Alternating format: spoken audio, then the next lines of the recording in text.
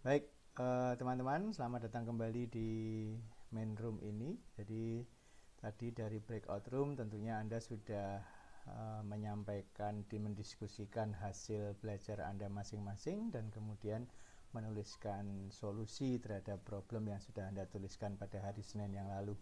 Sekarang mari kita presentasikan ya solusinya saja. Silahkan untuk kelompok 5 lebih dulu untuk menyampaikan solusinya. Silahkan kelompok 5.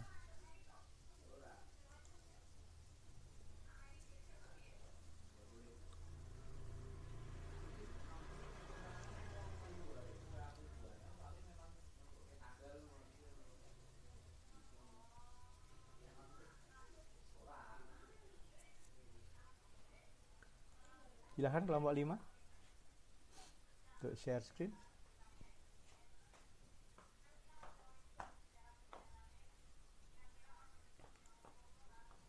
Baik, Pak. Oh.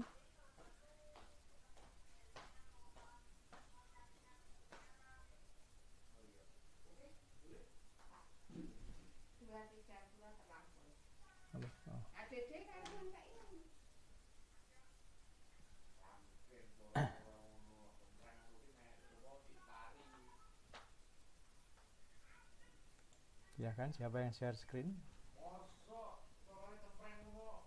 Maaf Pak, berarti ini share screen borang 2 ya Pak? Iya,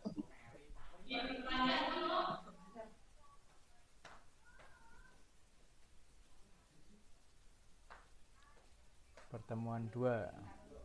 Maaf Pak, ini borangnya belum lengkap karena tadi masih diskusi Pak terkait yang tugas individu itu Pak, jadi belum. Ya, disampaikan aja apa adanya. Oh, ya, Oh Pak. ya, eh, baik Pak, ini hasil yang baru kami dapatkan setelah diskusi. Dari diskusi yang kami dapatkan, untuk solusinya yang pertama, pada problem kami menyatakan bahwa pasien baru pertama kali menerima pengobatan X4G, sehingga untuk solusinya sendiri untuk problem tersebut yaitu memberikan edukasi terkait penggunaan, penyimpanan, kemudian pembuangan dari penggunaan S4G ini. Kemudian selain itu terkait monitoring yang harus dilakukan pasien selama menggunakan S4G. Kemudian yang kedua, karena pada pasien ini pasien masih menggunakan obat NSAID untuk beberapa gejala yang dialami, tetapi berdasarkan paparan dari diskusi tentang interaksi yang terjadi apabila hanya diketahui apabila hanya digunakan sesekali, untuk interaksi yang terjadi itu tidak terlalu signifikan, efek yang terjadi akibat interaksi itu tidak terlalu signifikan, sehingga disarankan terkait monitoring penggunaannya apabila terjadi gejala-gejala yang terkait dengan interaksi bisa langsung didiskusikan dengan dokter ataupun apoteker. Kemudian yang ketiga terkait karena pada kasus ini pasien lifestyle-nya belum terkontrol, edukasi terkait non farmakologinya dan kaitannya dengan goal terapinya. Baru seperti itu, Pak. Oh iya, Terima dibesarin kasih. coba, dibesarin ini. Dibesarkan, Mbak, dibesarkan. Ini ukuran apa nih? Penampilannya ini loh. Pakai persen-persen yang kiri itu loh. Kan ada sebelah kiri itu kan di bawahnya tampilan itu ada persennya, dibesarin ya. Nah, ya oke. Oke ya, ini hasil sementaranya ya, memberikan edukasi terkait penggunaan X4G, oke, karena dia baru menggunakan pertama kali ya, memberikan informasi ya, menginformasi dan edukasi, lalu mengapa menyarankan monitoring penggunaan NSAID, apa yang dimonitor dan apa yang mengkhawatirkan kelompok ini sehingga kok harus menyarankan monitoring penggunaan NSAID. Silakan.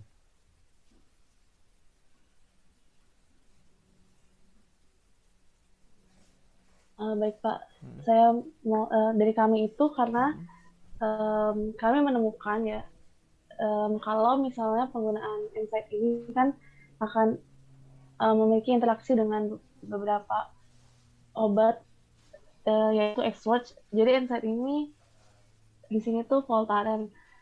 Nah, untuk monitoringnya sendiri, sebenarnya efek dari interaksi yang terjadi itu adalah antagonis, Pak. Jadi saling menurunkan efek. Jadi NSAID ini nantinya akan nurunin efek dari valsartannya, jadi efek dari antihipertensinya. Jadi dikhawatirkan kalau misalnya digunain, kan kalau dari penelusuran pustaka sebenarnya ini tidak membahayakan dan jarang terjadi jika penggunaannya itu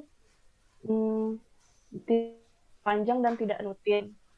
Tapi kalau misalnya rutin, dikhawatirkan nanti efek antihipertensi yang diinginkan itu tidak tercapai, sehingga nanti akan mempengaruhi hipertensi pasien seperti itu, Pak. Makanya kami menyarankan untuk monitoring NSAID-nya. Oke. Mau tambahin, Pak. Oh, silakan. Mekanisme aksi dari NSAID itu sendiri kan penurunan dari produksi prostaglandin. Nah, penurunan produksi dari prostaglandin itu mengakibatkan peningkatan retensi natrium sehingga komplikasi seperti hipertensi itu meningkat. Nah, kemudian maka dari itu untuk pasien sendiri perlunya untuk dimonitoring kadar natrium atau asupan garam pada pasien agar nantinya tidak terjadi peningkatan tekanan darah, gitu. Oh gitu, oke. Ya, saya tergantung data Anda ya, kalau memang itu sesekali, apakah interaksi itu minor, intermediate, atau mayor, itu yang harus dibuktikan melalui referensi. Dan ini Anda mengatakan sesuatu yang potensial mungkin akan terjadi.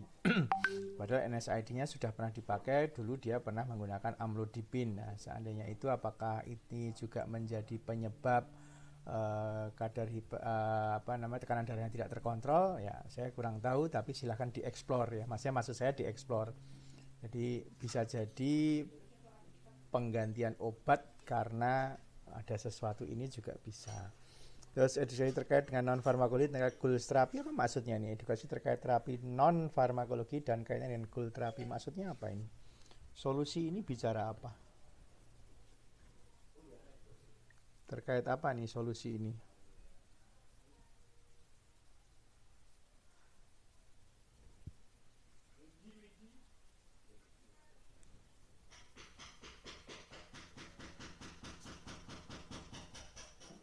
Ya, silahkan.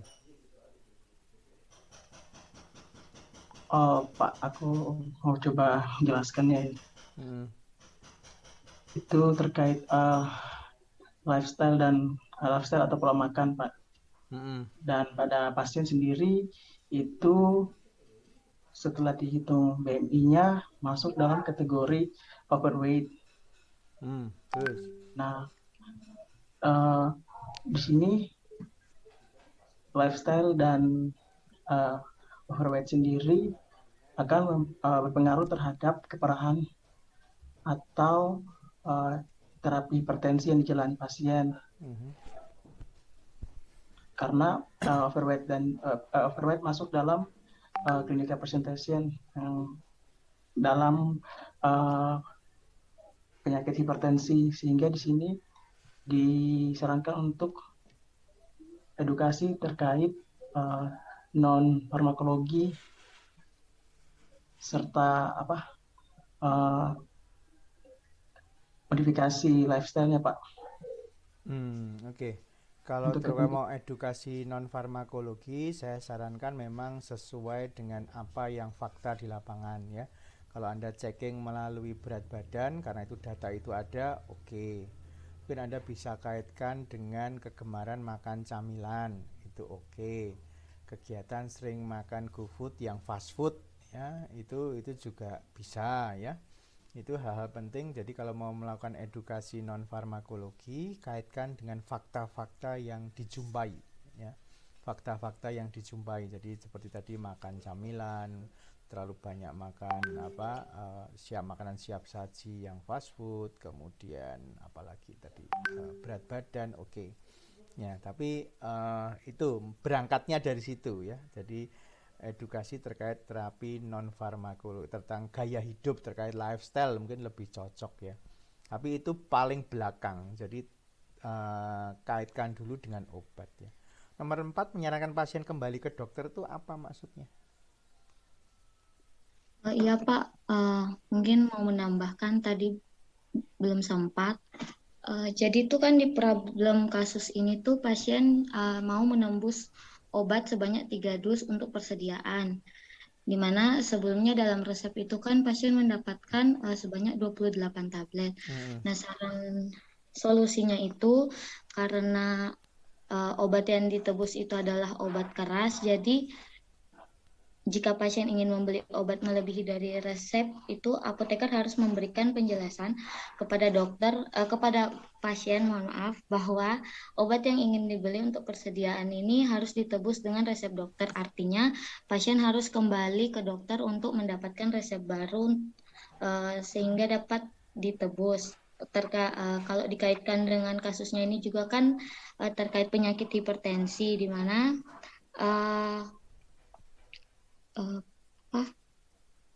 keberhasilan terapi pengobatan hipertensi ini dimulai dengan pasien itu rutin kontrol ke dokter untuk kontrol tekanan darah. Jadi berpengaruh ke itu. Ya, solusinya bukan menyarankan pasien kembali ke dokter, tapi melakukan kontrol rutin, itu beda ya. Kalau menyarankan ke dokter itu kan ya ini tidak bisa diapa-apain nih, kamu ke dokter nih. Tapi kalau menyarankan kontrol rutin ke dokter terkait pengobatan penyakit hipertensinya, itu benar. Ya, jadi beda ya, sense-nya beda. Jadi biasakan mulai profesi ini membaca itu, menuliskan sesuatu itu betul-betul dilihat ya. Oke, ini masih sangat sedikit yang dituliskan dalam solusi ya. Mungkin diskusinya kurang waktunya, tapi saya rasa harusnya tidak kurang sih. Dari problem kemarin harusnya solusi-solusi itu sudah mulai ada. Oke, tapi ini masih sangat kurang. Mungkin tidak apa-apa tapi. Oke, baik, berikutnya kelompok 4.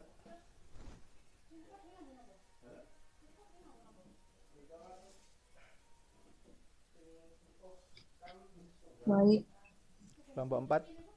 izin share screen, Pak.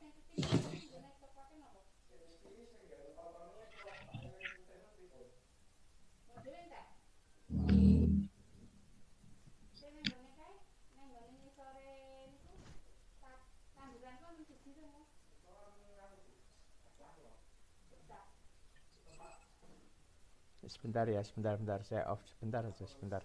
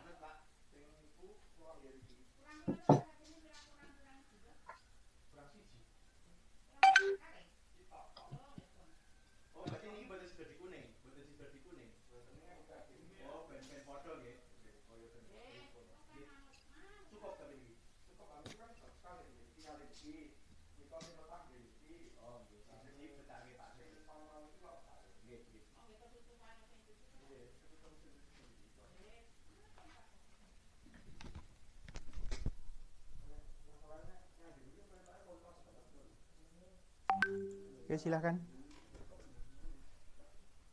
Dibesarin dikit ya, Mas. Dibesarin dikit. Ya. 1 selawe apa ini loh? Ini apa? Di tampilannya ini loh, hurufnya ini loh. Perampilan persen-persennya bisa dibesarin kan? Di bawah tampilan ini loh. Prosentase kiri-kiri. Di bawah tulisan tampilan sisipkan. Dibesarkan. Halo. Iya, Pak. Tolong dibesarin dulu ini. Nggak kelihatan ya. Sebentar, Pak.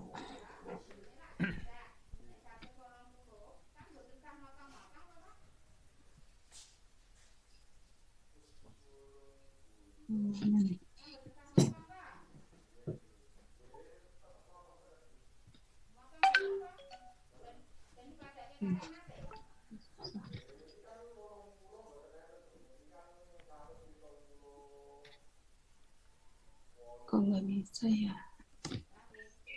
Yang bagian bawah form penilaian kabel mahasiswa tuh Kak, yang ada 100%.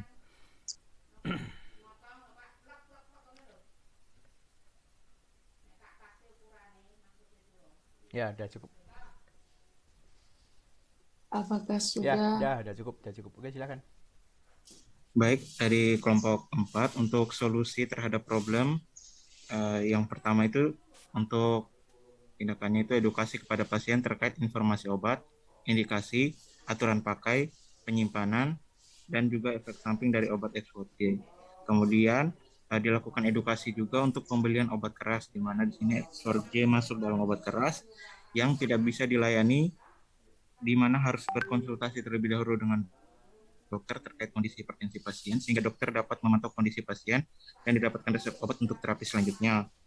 Kemudian pasien diedukasi terkait konsumsi redoxon dan imbus yang bisa berefek pada kenaikan tekanan darah apabila didukung dengan pola hidup yang tidak baik seperti makan makanan instan tadi dan juga kurang gerak.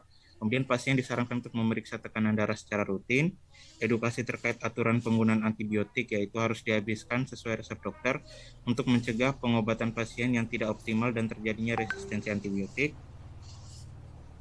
Kemudian yang terakhir, edukasi pola hidup sehat pada pasien untuk mengurangi makan makanan yang tidak sehat ataupun makanan instan yang bisa mempengaruhi pada kondisi pasien. Oke. Seperti itu. Oke, naik yang nomor 1 dulu. Edukasi kepada pasien terkait informasi obat,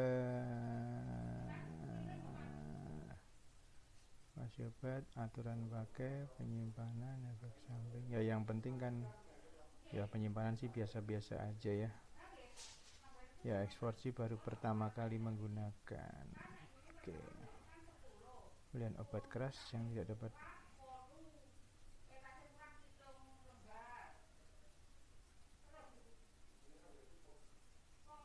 Saya rasa nomor 2 itu bisa masuk ke nomor 1 ya.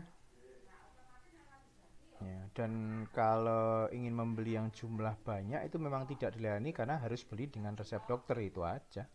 Nggak perlu pakai melakukan konsultasi. Dengan kita menulis harus dengan resep dokter, sudah otomatis pasien tersebut harus pergi ke dokter, harus periksa ke dokter ya. Dan nomor 2 itu kan bisa masuk ke nomor 1. Nomor 1 tentang cara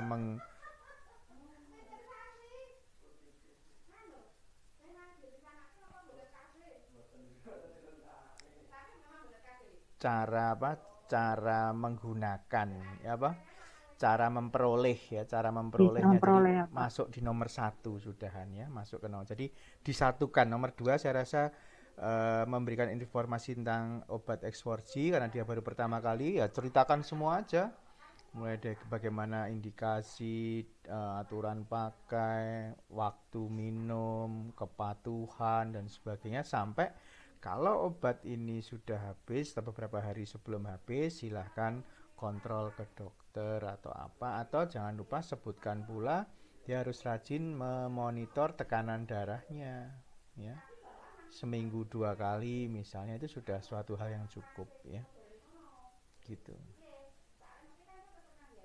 Mengapa monitoring tekanan darah saya tidak menyarankan setiap hari, supaya orang itu tidak terlalu stres sekali.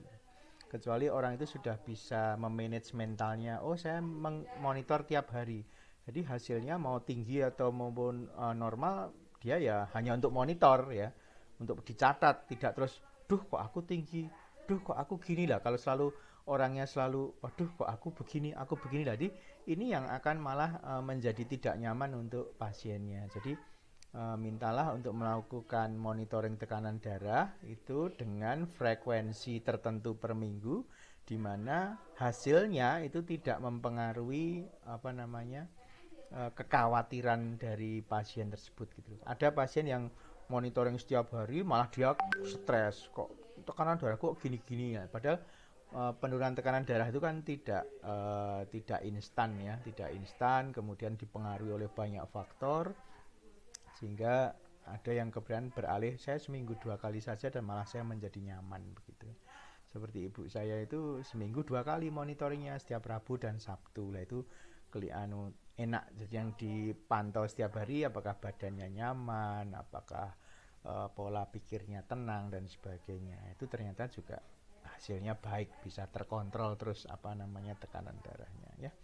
Nomor 3, pasien diedukasi terkait kenapa? Diedukasinya kenapa? Apakah minum redoxon triple action dan imbus ini nggak boleh? Ini kan ceritanya 3 bulan terakhir, berarti kan kondisi pas pandemi infeksi COVID-19 ini merebak kan. Jadi orang terus takut. Nah, terus dia ingin, bagaimana cara meningkatkan sistem tubuh saya? Yang paling mudah diambil ini ya. Silahkan diberi komentar. Ya Pak, mencoba menjawab Pak. Jadi kalau ada artikel yang kalian baca itu tuh yang redoxon sama imbus itu kan dia mengandung zinc Pak, di mana zinc itu dapat meningkatkan tekanan darah. Jadi kita berpikirnya kalau gabungan antara imbus dan redoxon itu dia jadi zincnya itu jadi double gitu kan Pak. Jadi zincnya double dari mana? Zinc dari redoxonnya ada zinc, sama dari imbusnya juga ada zinc gitu maksudnya. Imbus ada Pak. zinc boh? Ada Pak? Ada zinc ini Pak, komposisi. Bentar Pak. Bukan echinacea aja ya? Apa? Sebentar Pak, saya coba dicek. Betul kah? Ada 10 mg zinc picolinate Pak. Redoxonnya juga ada 10 mili. Si imbusnya itu ada 10 mg picolinate, sama si redoxon itu ada zincnya toh. Berarti imbusnya nggak ada zincnya toh. Imbusnya nggak ada zincnya kan? Ada Pak. Ada Pak. Ada zinc picolinate 10 mg Pak. Zinc picolinate. Nah itu penjumlahan 20 itu bermasalah kah? Mau menambahkan?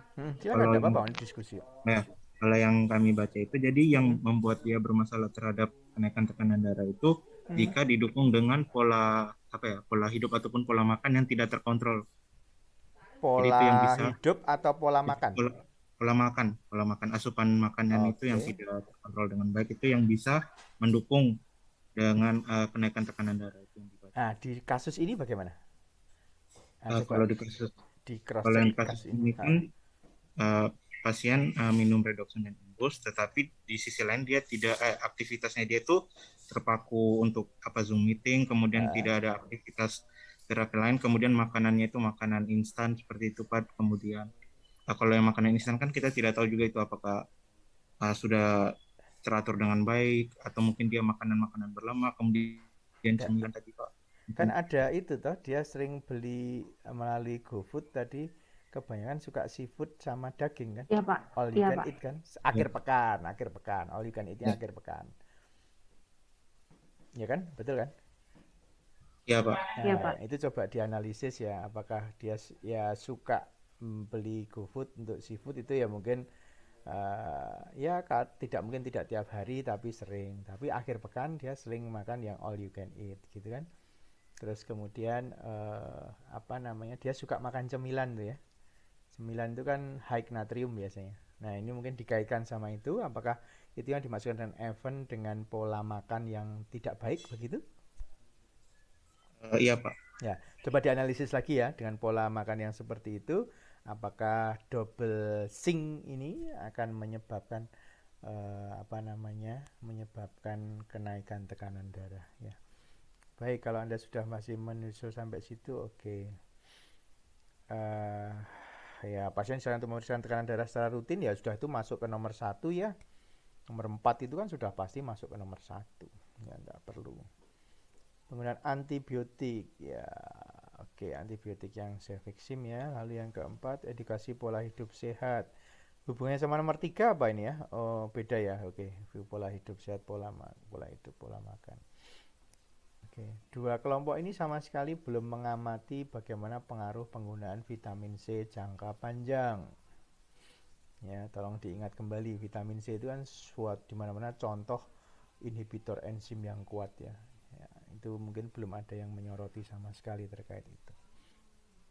Oke, baik, saya rasa cukup. Nanti bisa ditambahkan lagi hasil dari diskusi-diskusi kita. Anda boleh merevisi solusi-solusi ini tentunya kan kita berdiskusi. Oke, kelompok 3, silakan.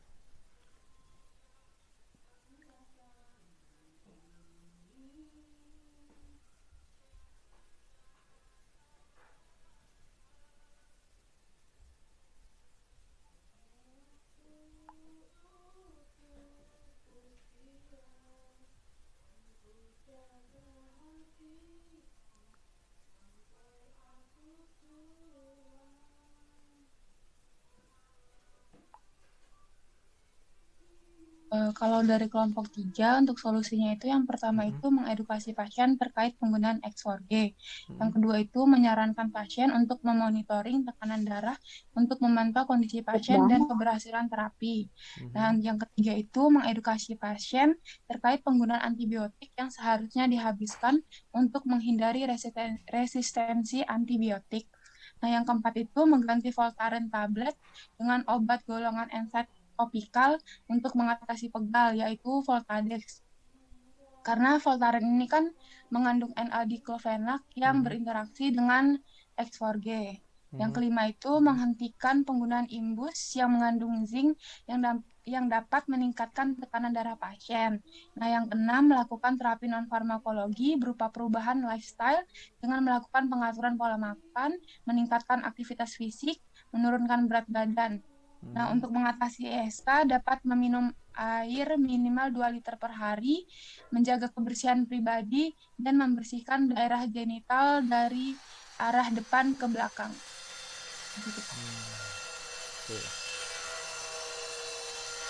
Oke, baik. Sebentar ya, sebentar. Tunggu lewat dulu nih.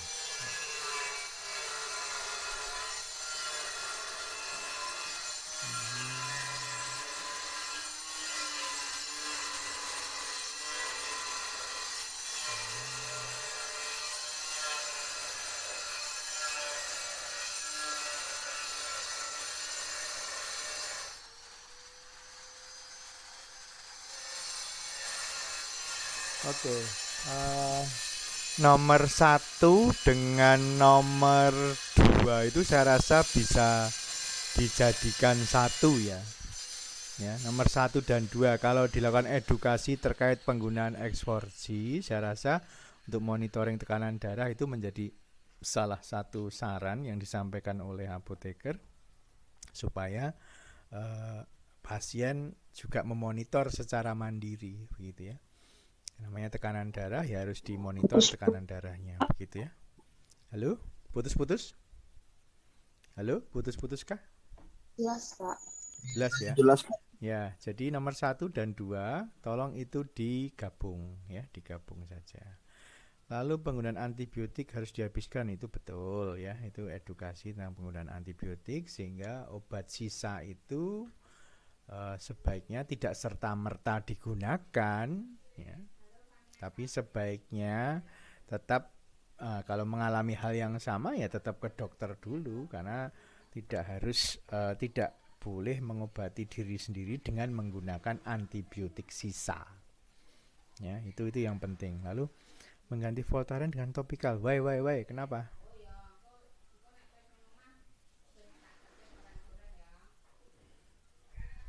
Apa? Kalau pergantian ke topikal itu untuk ini Pak, kan tadi kalau dia sediaannya tablet itu kan ada interaksi sama si X4G. Jadi harapannya kalau dia pegal lalu menggunakan obat golongan NSAID yang topikal itu dia interaksinya jadi lebih minim gitu Pak. Tapi kan pemberian Voltaren ini kan tidak setiap saat kan. Bila pegal-pegal, apakah menggunakan sesekali itu akan berpengaruh apabila pasien menggunakan X4G kan gitu. Ini perlu dikaji lagi ya referensinya adakah gitu. Kecuali dia menulis di fakta soal ini penggunaan Voltarennya terus menerus lah, itu sesuatu yang perlu berikan informasi ke pasien tersebut. Tapi kalau sesekali apakah iya ya? Dicek lagi. Voltaren gel itu juga ada, tidak hanya Voltadek yang gel ya, saya rasa gitu. Jadi misalnya dia menyarankan dari Voltaren tablet ke Voltaren gel itu juga ada, tapi mengapa mengarahnya ke Voltadek gel kan gitu? Apakah terkait dengan uang karena memang harganya juga beda, ya, gitu ya, seperti itu. Jadi saran Anda ini agak nggak pas ya, dari Voltaren tablet ke Voltadek gel itu apa namanya? Kan kalau mau dari intinya dari tablet ke gel ya sama-sama Voltaren ada. Kalau intinya ya dari tablet ke gel ya, sama dari tablet ke gel. Karena kan tadi keterangannya kalau topikal kan diharapkan tidak terjadi interaksi. Ya, jadi apa namanya kalau ini pindahnya ke Voltadek gel, pertanyaannya apakah memang ada keluhan untuk apa terkait dengan uang yang dikeluarkan kan begitu. Nah ini beda sama yang kelompok sebelumnya. Kalau ini terkait imbus. Kalau tadi kan redoxon dan imbus. Sehingga jumlah zinc-nya 2 kali lipat, 2 kali 10. Kalau ini hanya imbus. Bisa memberikan alasan atau referensinya apa? Mbak Sri mah?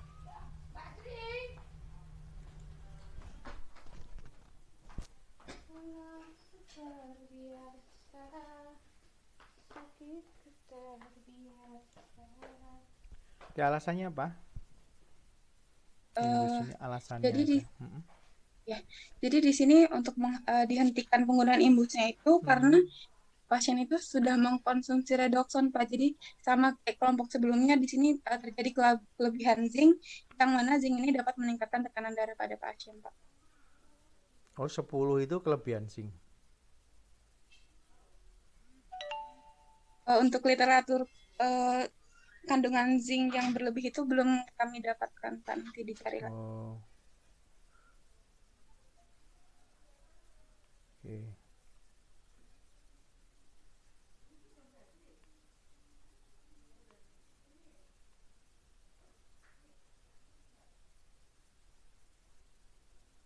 Dicek lagi ya mungkin ya. Iya, Pak. Ya. Karena tadi beda sama yang kelompok sebelumnya. Tadi kan karena double ya. Jadi masih mungkin lah kalau ini dianggap double lalu terus kemudian ini itu. Tapi dilihat lagi. Tapi yang harus diingat untuk teman-teman bahwa kondisi menggunakan multivitamin, imunomodulator, bahkan tambahan vitamin D3 itu terjadi di mana-mana ya. Begitu ada pandemi kemarin terjadi yang ledakan besar-besaran yang kasus virus varian Delta, itu di mana-mana obat-obatan ini memang habis ya. Multivitamin, imunomodulator, wah itu luar biasa habisnya. Termasuk vitamin D3 saja itu banyak sekali, tidak mudah untuk mencari pada waktu tertentu maksud saya. Ada saat tertentu di mana masyarakat menggunakan cukup banyak, tapi kemudian ya pasokan kembali normal misalnya begitu. Nah ini yang harus harus diketahui oleh teman-teman bahwa kondisi pandemi ini menyebabkan banyak orang kembali melirik obat-obatan yang konvensional ya, multivitamin ya. Multivitamin ya, ada vitamin C, vitamin D, ada vitamin B, itu yang habis di apotek rata-rata itu ya. Beli vitamin B kombinasi vitamin C ya seperti redoxon, terus tambah imbus ya, itu segala itu sulit sekali. Itu sulit sekali. Nah, ini adalah kondisi real yang ada di lapangan. Nah, sehingga di soal ini kita berlatih apakah kalau seseorang menggunakan multivitamin, imunomodulator dan mungkin tambahan vitamin D3 itu bisa berpengaruh enggak dengan kondisi obat hipertensi yang akan dia gunakan, dalam hal ini adalah Exforgy, atau ini pengaruh enggak karena ini waktu dia minum ini kan waktu itu dia masih menggunakan amlodipin. Nah, ini hal yang penting yang harus Anda pelajari ya. Karena soal ini ada cerita masa lalu, in the past, terus saat ini seperti ini, dan yang akan datang ini harus dipikirkan oleh teman-teman. Kan konseling ini tujuannya untuk menggali permasalahan yang terjadi di masa lalu apakah dengan obat yang sudah diganti ini masalah-masalah itu akan muncul, kan gitu ya. Jadi saya mendesain soal ini untuk kita berpikir kemarin, terus saat ini kondisinya demikian, lalu di masa depan setelah dia menggunakan obat yang baru ini, apa yang akan terjadi, potensial masalah apa yang mungkin terjadi yang bisa direduksi melalui edukasi oleh apoteker ini. Jadi itu bayangannya begitu ya. Jadi soal ini tidak sulit sebetulnya, tapi memerlukan pemikiran yang lebih mendalam saja ya.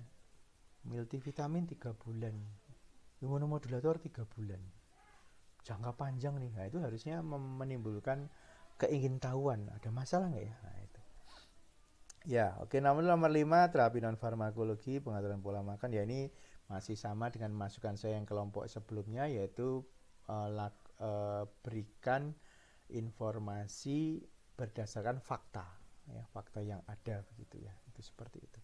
Bawahnya ada nggak? Udah habis. Oke. Baik, cukup saya rasa. Kelompok berikutnya, kelompok 4.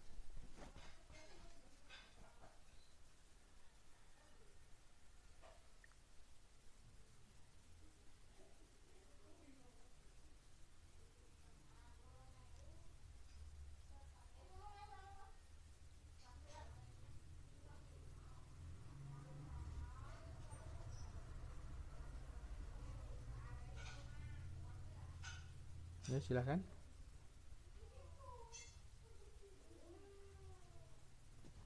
Sebentar ya, Pak. Oke.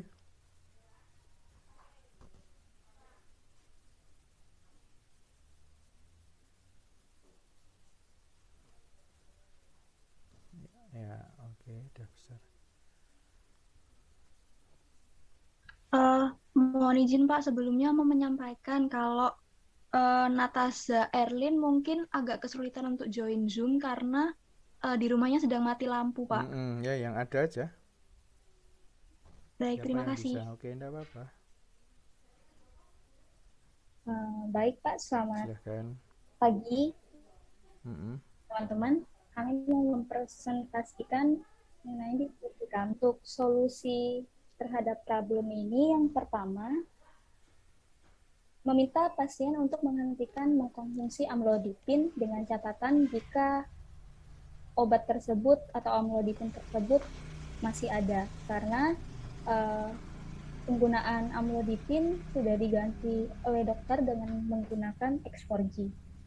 Yang kedua, memberikan edukasi mengenai obat X4G terkait indikasi, aturan penggunaan, efek samping, dan cara penyimpanan obat. Yang ketiga, memberikan edukasi mengenai terapi non-farmakologi, mengenai cara hidup sehat, seperti mengontrol makanan yang dikonsumsi, menurunkan berat badan jika obesitas, serta pentingnya melakukan ketaatan dalam meminum atau mengkonsumsi obat untuk terapi, untuk keberhasilan terapi pasien.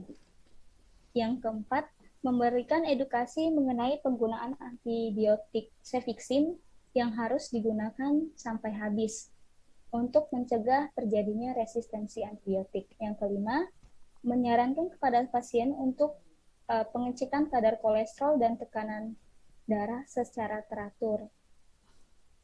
Untuk solusi problem potensialnya, yang pertama, dari kasus menolak permintaan pasien yang ingin membeli obat X4G sebanyak 3 dus dengan hanya memberikan sesuai yang tertera pada resep yang diberikan oleh dokter. Yang kedua, menggali informasi terkait regulasi penyerahan obat keras yang harus diberikan sesuai dengan resep dokter.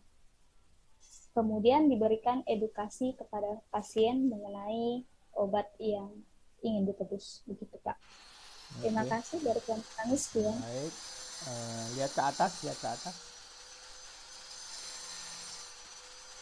Oke, berarti poin 1, 2, 3 itu untuk hipertensi ya. Gitu ya maksudnya ya. Oke, ini jawaban Anda sudah Anda tata 1, 2, 3. Kalau seperti ini nggak apa-apa. Kalau urutan, jadi kalau kalau tidak urut pun, kalau semua obat dulu terakhir edukasi nggak apa-apa. Tapi kalau ini sudah urut, ini hipertensi dulu, terus lalu ini ISK, yang 4 itu kan tuh ISK ya. Oke, nomor 1 itu menghentikan amlodipin yang sebelumnya. Ya, ini menarik ini. Kelompok lainnya kan nggak ada nih yang cerita seperti ini ya. Karena takutnya amlodipin masih dipunyai. Bisa jadi dia beli selama ini sudah beli lebih banyak ya, lebih banyak atau diresepkannya lebih, lalu ternyata masih sisa ya. Ini baik, ini hal penting yang tidak teramati di 3 kelompok sebelumnya, itu seperti itu. Lalu edukasi eksplorasi, oke, terapi non farmakologinya, oke, antibiotik, oke, lalu, nah nomor 5 itu kenapa? Apa alasan tiba-tiba muncul solusi 5? Iya. Apa alasan tiba-tiba muncul solusi nomor 5? Silahkan. Baik Pak, ingin mencoba menjawab. Jadi kenapa kita menyarankan kepada pasien untuk melakukan pengecekan kadar kolesterol? Itu karena pola hidup dari pasien ini dia kan sering makanan-makanan seafood Pak. Itu, mana kan seafood itu diketahui mengandung kolesterol banyak, seperti itu Pak. Oke. Mungkin Oke, ya, arahnya ke sana ya. Iya, Arahnya ke Pak. sana ya. Oke, baik, ke bawah. Ke bawah, solusi untuk problem potensial. Nomor 1. Oke. Regulasi, maksudnya apa ini nomor 2 nih?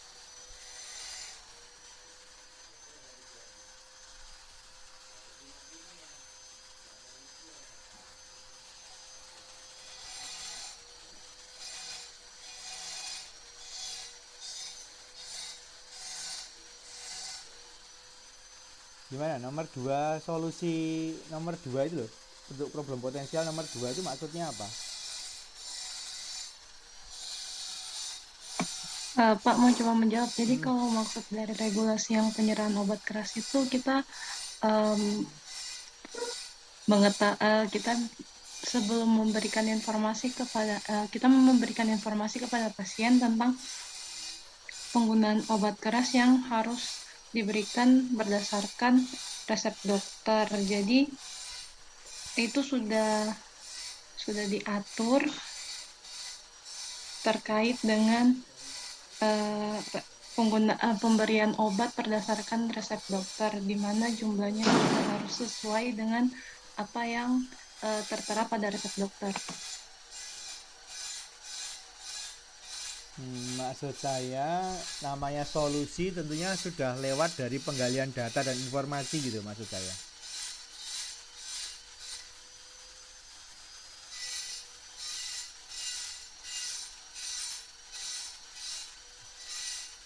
Kan kalau kita mau memberikan solusi itu tentunya sudah ada penggalian data, lalu identifikasi problem, lalu baru solusinya kan. Nah ini kok solusinya lah menggali informasi terkait regulasi, itu maksudnya apa?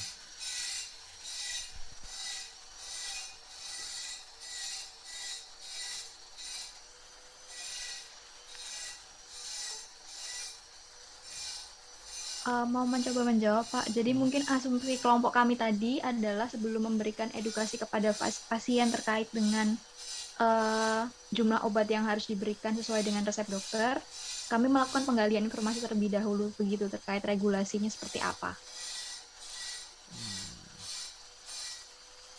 Ya, tapi itu bukan solusi ya, saya rasa ya, mungkin penempatannya ya. Jadi solusi itu tentunya sudah melewati penggalian data dan informasi, lalu ada problem, lalu ada solusi.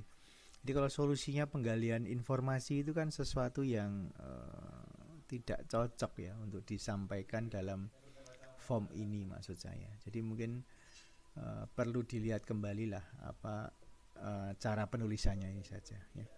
Dan kelompok ini tidak membahas tentang double sync yang ada di imbus dan redoxon triple action, juga tidak membahas ada kemungkinan jumlah vitamin D yang lebih ya. Ya, jadi ini mungkin dilihat kembali, termasuk juga sampai kelompok ini juga belum ada yang membahas penggunaan vitamin C dosis tinggi dalam jangka panjang 3 bulan berturut-turut itu berpengaruh atau tidak.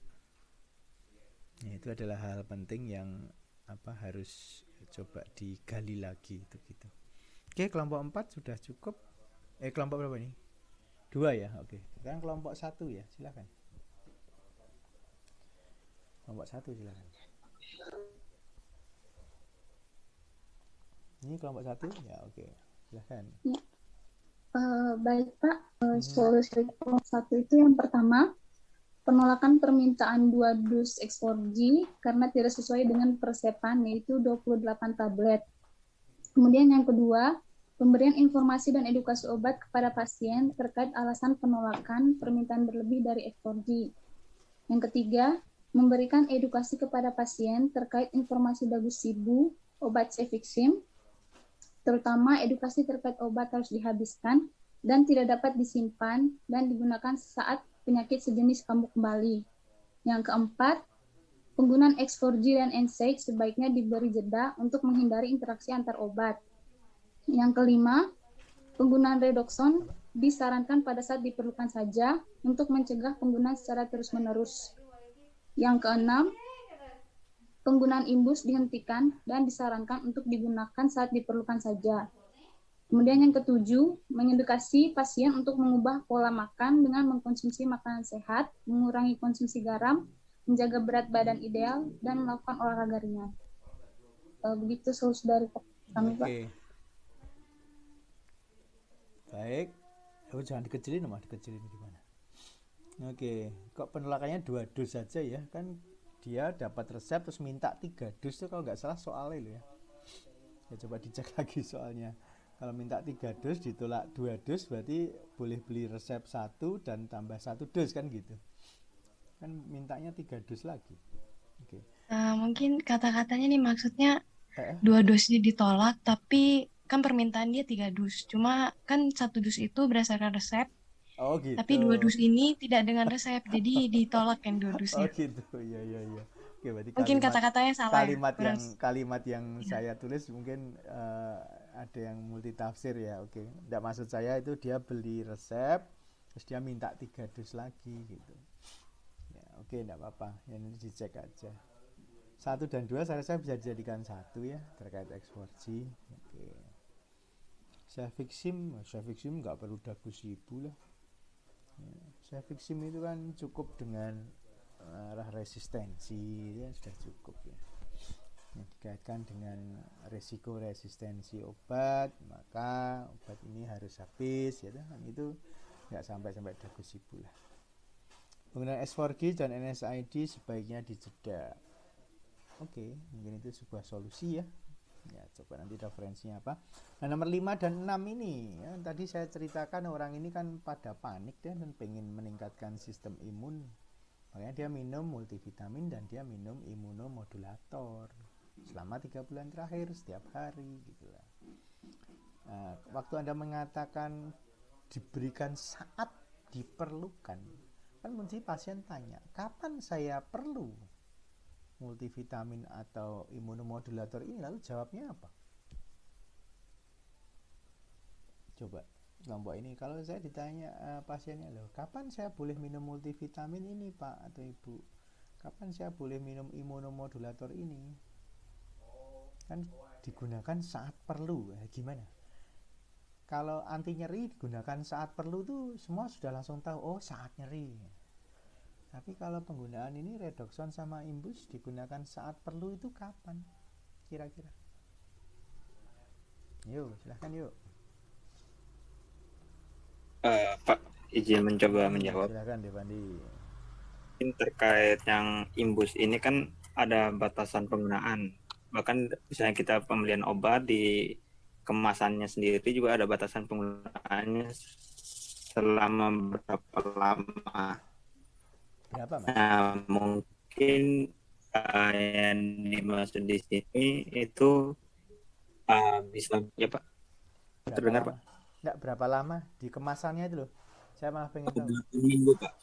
2 minggu. sebatas 2 minggu. 8 minggu. Oh, 8 minggu. 8. Oke. Nah, jadi misalnya dalam penggunaan itu sudah selama 8 minggu, mungkin bisa dihentikan terlebih dahulu. Terus? Untuk sementara waktu, Pak. Why? Kenapa? Yang ditakutkan di sini kan ini kalau penggunaan obat imunomodulator nanti takutnya mempengaruhi pengaturan sistem imun yang ada di dalam tubuh, Pak. Ada referensinya? Kalau secara rinci dijelaskan langsung itu mungkin belum mendapat, Pak. Cuma referensi yang Dicari ya, digunakan, tapi ya. Dicari ya. Ya, Pak. Oke, ya. Kalau Anda sudah mencoba ke arah situ nggak apa-apa, dicari. Yang penting buktinya itu begitu. Kalau memang dosnya betul 8 minggu dan tentunya kalau di dosnya mengatakan 8 minggu ya tentunya ada referensinya. Nah, tolong dicari referensinya itu. Oke. Nah, redoxon kapan? Bila perlunya. Kalau kita imbus oke lah, maksimum 8 minggu supaya tidak mengganggu sistem imun. Jadi pasien sudah punya gambaran, oh berarti selama ini kalau saya pakai 3 bulan keliru ya. Oke, katakanlah gitu. Sekarang terkait dengan redoxon. Kapan seorang pasien perlu menggunakan multivitamin? Ini megados kan? Pak, Silahkan, saya mau coba menjawab, Pak. Jadi kan kalau kayak imbus tadi kan ada waktu yang ditetapkan untuk penggunaannya kan, Pak. Kalau redoxon kemarin saya cari mungkin karena dia ini inovatif, apa sih? Dia ini kan kayak pengembangan dari redoxon yang double vitamin kan, Pak. Jadi mungkin karena dia baru, informasi yang saya cari dari jurnal dan guideline terkait redoxon itu masih sangat minim, Pak. Sehingga untuk penggunaan redoxon sendiri itu saya tulis jika diperlukan saja, mengingat penggunaan redoxon secara terus-menerus itu dapat berdampak pada ginjalnya juga, Pak. Oke.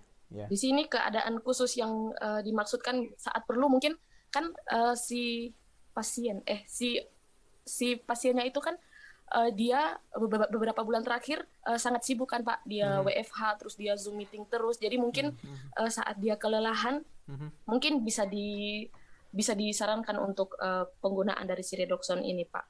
Karena untuk mencari penggunaan langsung dari si redoxon batasnya kapan itu susah, Pak. Makanya kemarin waktu pencariannya itu saya uraikan dari komposisinya, Pak.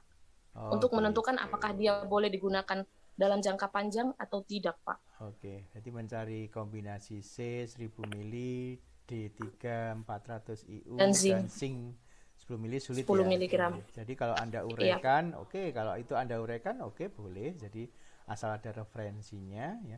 Tapi vitamin C itu kan larut air, Mbak. Kenapa takut terbentuk kristal oksalat?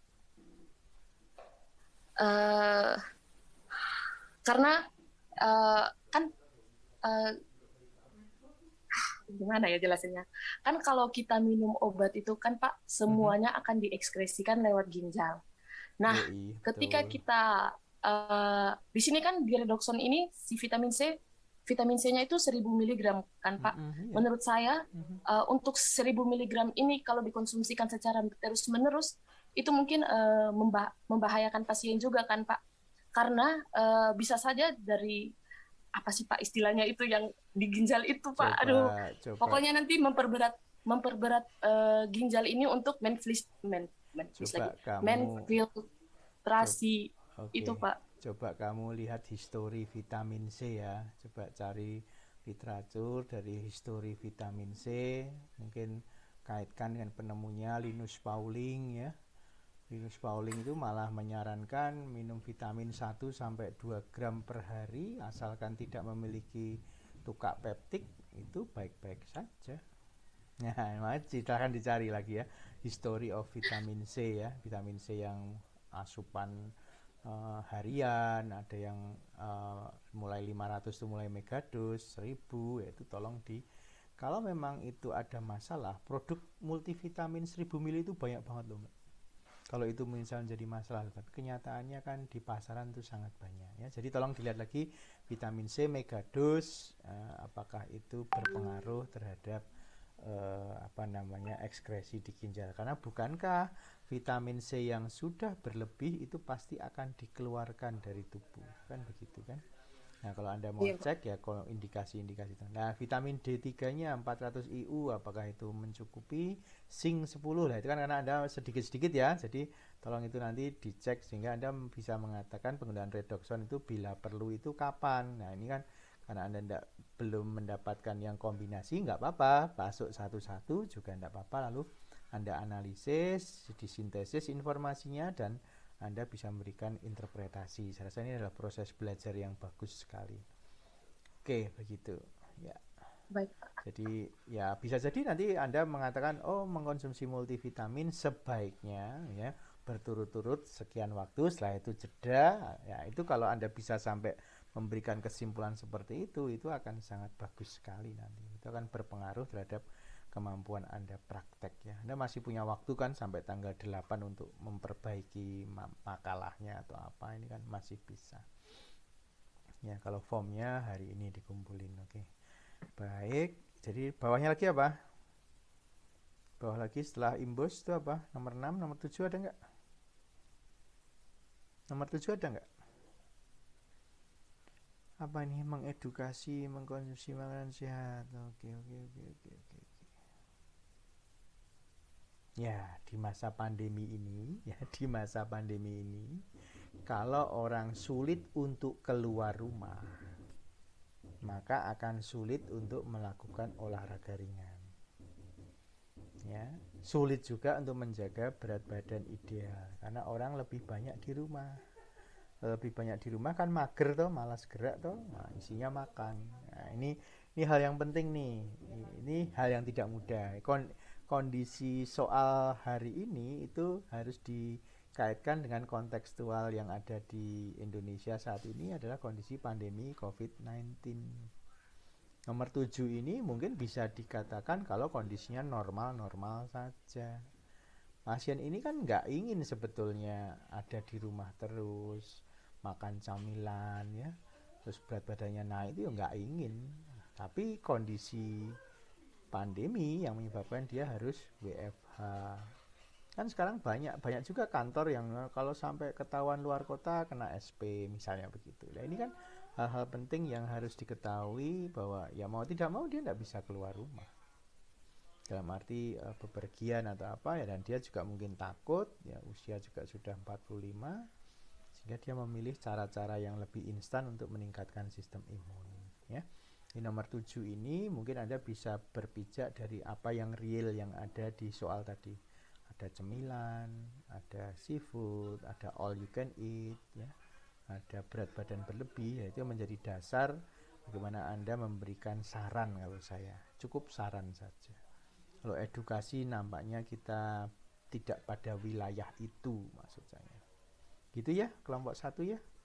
Oke, jadi terima kasih untuk ini ya, silakan stop screen-nya saja.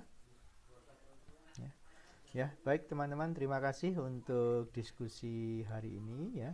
Nanti silahkan form 2 ini dilengkapi, lalu setelah itu digabung dengan semua hasil belajar masing-masing itu. Jadi setiap kelompok misalnya ada 8 orang, berarti ada 8 tugas mandiri plus 1 form 2 yang hasil diskusi hari ini dijadikan satu file PDF dan diupload ke LMS. Paling lambat nanti malam jam 8 malam ya. Jadi setiap kelompok hanya satu file saja cukup ya. Tolong diberi nama kelompok dan sebagainya, nomor, supaya bisa untuk saya nilai itu seperti itu. Dan untuk makalah 1 hari sebelum hari presentasi, karena presentasi Anda tanggal 9, maka Anda harus mengumpulkan tanggal 8 jam 3 sore gitu, supaya saya punya kesempatan untuk membaca. Oke, begitu saja teman-teman ya. Terima kasih untuk diskusinya yang sangat menarik hari ini gitu.